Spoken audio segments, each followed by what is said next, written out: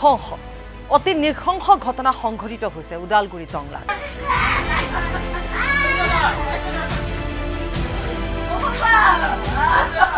ওদালগুৰি টংলাত দুটি কণমানি শিশুক বিদ্যালয়লৈ যোৱাৰ পথত অপহৰণ কৰি হত্যা কৰা হৈছে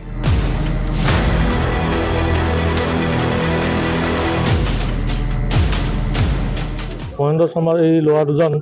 ব্যক্তিগত স্কুলত পঢ়িছিল ঘৰৰ পৰা ওলাই আহিছিল কিন্তু স্কুল গৈ নাপালে আৰু আজি ইয়াতে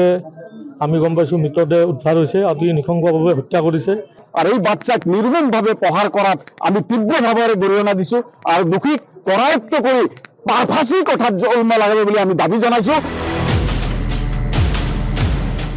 দুই শিশু পৰীক্ষা দিবলৈ যোৱাৰ পৰা নিখোজ হৈ আছিল দুইগৰাকী ভাতৃ কেন্দ্ৰীয় জাতীয় বিদ্যালয় পঞ্চম আৰু ষষ্ঠ শ্ৰেণীৰ দুগৰাকী ছাত্ৰ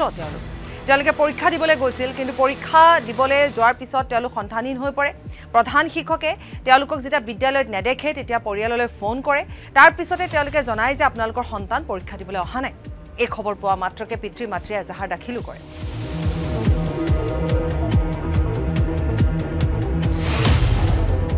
কিন্তু তাৰ পিছতে টংলাৰ জুৰপুখুৰী মহেন্দ্ৰ শৰ্মাৰ দুই কণমানি সন্তানৰ মৃতদেহ প্ৰত্যক্ষ কৰা হয় এখন হাবিত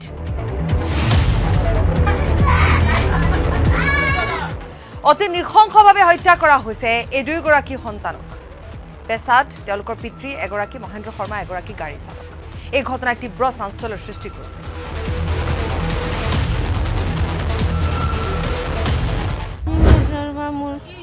সতিনী ল'ৰা হয় মালিকৰ দুটা আছে আৰু এটা আছে বিবি আৰু এটা কন্যা আছে তেখেতৰ ল'ৰা হয় মোৰ ইয়াতে আছিলে আজি কিমান দিন ধৰি ইয়াতে নাহি তেওঁ কালি আহিছিল মোৰ ওচৰত আহি কেনে গোটেই বিচাৰ খাচাৰ কৰিছে আহিছে বিচাৰ খাচাৰ কৰিছে মোৰ লগত আছিলে সিহঁতে মামাকো আহিছে নীৰজো আহিছে মোৰ ওচৰত আহি কেনে মোৰ লগত মানে গোটেই বজাৰ চজাৰ চব ঘূৰিছে আৰু বজাৰ বাৰ আছিলে কালি আমি কেনেকে কম আমিতো নাজানো সেনেকুৱা সি ভিতৰেদি কৰি আছে বুলি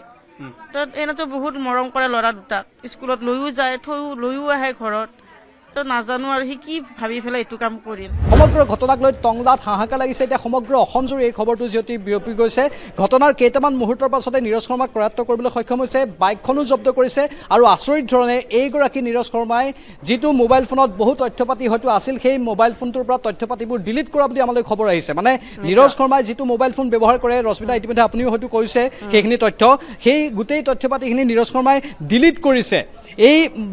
নীৰজ শৰ্মাই হঠাৎ এই মোবাইল ফোনৰ পৰা তথ্য পাতিবোৰ ডিলিট কৰাৰ আঁৰত কি কথা থাকিব পাৰে সেয়া এই মুহূৰ্তত নুবুজা সাঁথৰ ৰহস্যজনক বুলি আমি ক'ব পাৰোঁ কিয় মোবাইল ফোনৰ পৰা এই তথ্যবোৰ ডিলিট কৰিলে কিন্তু যুৱকজনে ব্যৱহাৰ কৰা বাইকখন আৰক্ষীয়ে জব্দ কৰিছে নীৰজ শৰ্মাক আৰক্ষীয়ে জেৰা চলাই আছে আৰু নীৰজ শৰ্মাৰ গোটেই বিষয়টো আৰক্ষীয়ে এই ধৰণেও চাইছে যে স্কুললৈ আহি থকা অৱস্থাত দুই ছাত্ৰক তথা দুই শিশুক কিদৰে আচলতে নীৰজ শৰ্মাই লৈ যাবলৈ পালে আৰু লৈ গৈ আচলতে কিদৰে এই ঘটনা সংঘটিত কৰিবলৈ পালে কাৰণ আৰক্ষীয়ে যিখিনি প্ৰাথমিক তদন্ত সেই তদন্তৰ ইতিমধ্যে স্পষ্ট হৈছে যে নীৰজ শৰ্মাই এই মূল ঘটনাৰ আঁৰৰ ব্যক্তিজন হৈছে নীৰজ শৰ্মা কিন্তু সন্দেহ কৰা হৈছে যে নীৰজ শৰ্মাই নহয় ইয়াৰ লগত আন কোনো ব্যক্তি থাকিব পাৰে আৰু যাৰ সহযোগৰ ফলস্বৰূপেহে এই ঘটনাকাণ্ড সংঘটিত কৰাৰ সন্দেহ লাভ কৰিছে আৰু সেই গতিকে দেখিব পোৱা গৈছে প্ৰায় 1.5 ঘণ্টা সময় ধৰি টংলা আৰক্ষী থানাত এই মুহূৰ্তত